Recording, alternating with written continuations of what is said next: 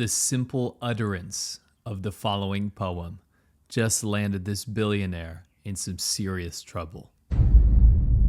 主播烟消地也虚，冠河空锁足龙居。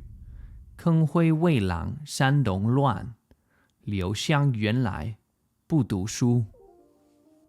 You see, this poem can be translated as a criticism of the emperor of the Qin dynasty, who burnt books to suppress intellectual dissidents, only to be overthrown by illiterates. But what's the problem with posting a traditional Chinese poem? Certainly it can't have any modern day significance. Well, the Chinese government, the Communist Party of China, they saw this poem as this: Xi Jinping, you're gonna be overthrown by the people if you keep stifling us. You see, that's how paranoid the Chinese government gets. And we'll get into how terrified and prolific the harassment, bullying, jailing, detention, and killing of these billionaires actually is in China. But first, a word from our sponsor. I basically use a computer for a living, so obviously I need to stay secure on the internet, but pretty much everyone does. In this day and age with unsecured Wi-Fi everywhere, if you go to a public place like a coffee shop or a friend's house, you don't know who's seeing what you're doing online. It's really important if you have credit cards or online purchases to make sure that your stuff is safe. That's why I like to use NordVPN. NordVPN allows you to hop around to different servers, mask your internet, and make sure that your ISP or pretty much no one can see what you're doing online and get a hold of any of your data. I think NordVPN is the easiest one to use. It's super secure, and I can actually use it to hop around to different countries. It helps me get around region locks, which is where countries have different content, like on streaming services like Netflix, and I can actually hop around to that country and then see that content. Don't forget to go to nordvpn.com/Laowinner. You'll get a huge discount off of a 2-year plan, and you'll also be helping to support the channel. Thanks. Anyway, this guy, Wang Xing, is the CEO of a food delivery app called Meituan, and he's worth billions. After posting that poem, he's now been told to lie low, and we don't know what's about to happen to him.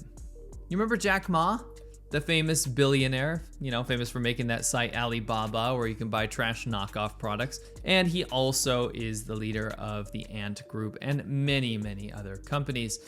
When he got too big for his britches, the Chinese government literally put out a warning. A horse in the clouds. You get it? Ma Yun, his name. You see, he was silenced and basically then forced into retirement. Many of his assets and his business seized and taken control of by the Communist Party of China. Now you might want Jeff Bezos to go to jail or send him to space to never return. Seriously, there's a petition right now to not allow Jeff Bezos to return to Earth after he launches into space. But anyway, in China, the government takes care of that for you. I know it's popular to hate on billionaires, but in China, it's not the people that hate the billionaires. They're actually quite the source of inspiration. It's the government. The government is absolutely petrified at the power that these CEOs can wield. And so they do what they do best. The Communist Party of China wields its all-powerful might and throws them in jail, kills them, disappears them, or just takes away everything that they've built. You see, Xi Jinping, the leader of China, in 2012 launched China's most far-reaching anti-corruption campaign of all time. It was aimed at tigers and flies, meaning from high level to low level. Anyone can be in the crosshairs of the Chinese Communist Party if you are dealing in corruption. But the ones that you hear about are high level. The billionaires, the officials. So far, 326,000 people have been nabbed in the hunt for tigers and flies since 2012. If you think about it, do you really believe this is about corruption? No. This is called consolidating. Corruption is how China operates. It's always been like that. It's about guanxi or connections. And it's been like that throughout all of the dynasties. People like to think of post-1949 China, communist China, as the new China, the current China.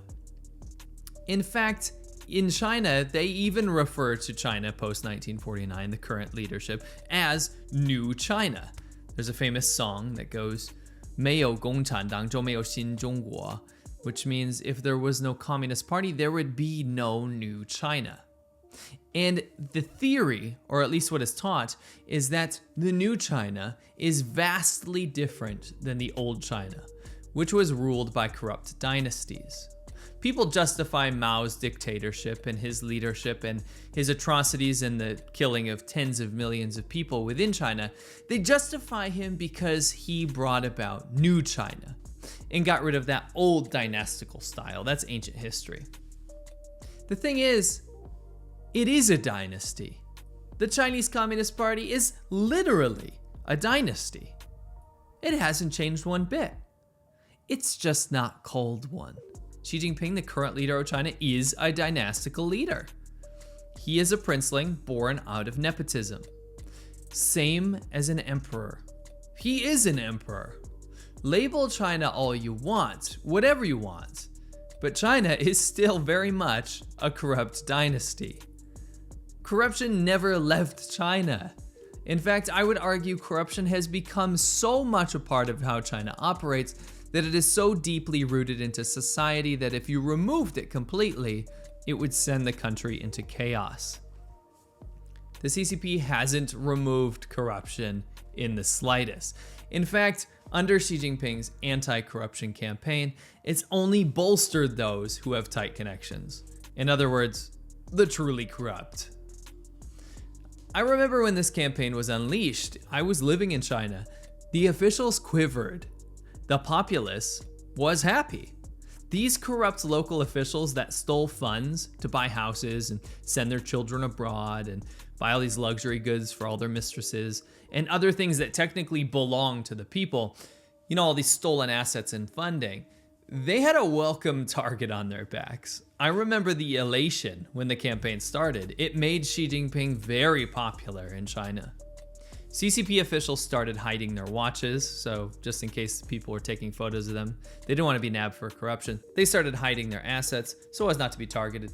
But to the disappointment of many, many people, the people that were actually targeted by the anti-corruption campaign were not the officials that were making local life miserable for people, but in fact, the people that were targeted were Xi Jinping's adversaries. It was nothing more than a power grab. Like I said, consolidation. So if this is the case, then why do these billionaires keep getting nabbed and jailed and disappeared and killed and more? Aren't they powerful enough to avoid scrutiny? Jack Ma was a party member for Mao's sake. Well, here's the deal. There's a threshold. There is a big difference in billionaires in the rest of the world versus billionaires in China. In many ways, it's still that dynastical corruption that allows amassing of this type of power.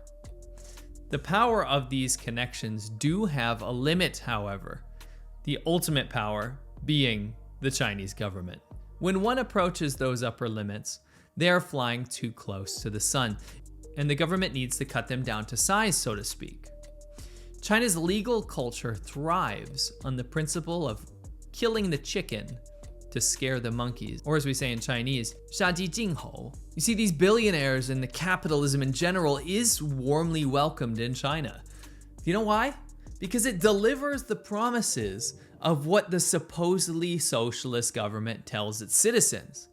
The Chinese government says, we've brought you out of poverty. It was us. Without the CCP, there would be nothing. We built all of the infrastructure and we've given you the money to buy things. It's a privilege. When in fact, in reality, it was just business and capitalism that allowed all of this to happen. It's just Chinese people being hardworking Chinese people, participating in a market-based system. The Chinese government offers nearly nothing to its citizens from a socialist perspective, yet it needs to claim every single benefit that the citizens receive from the free market. How else do you justify being a brutal authoritarian regime? You have to convince the people that this authoritarian regime is necessary in order for the people to make money. So when billionaires come in and show the populace, hey, it's not really the government that's making us rich, it's not the CCP, it's the free market, or at least a weird version of the free market, then the government has to step in and correct these wealthy, inspirational leaders. You see, there is no leader but the CCP. There is no wealth without the CCP, and there is no life without the CCP. Well, that's what they want you to believe.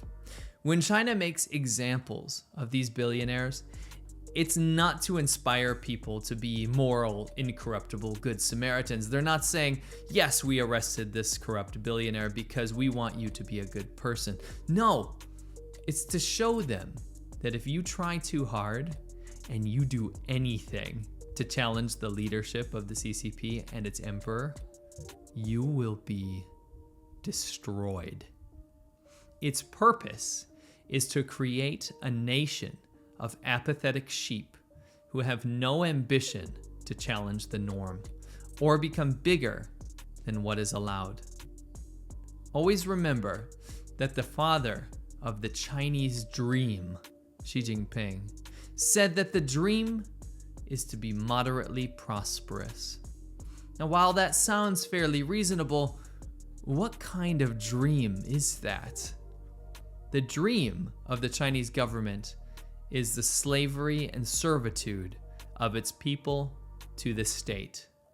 And it's trying to export that model to you and your country. Let's not let that happen.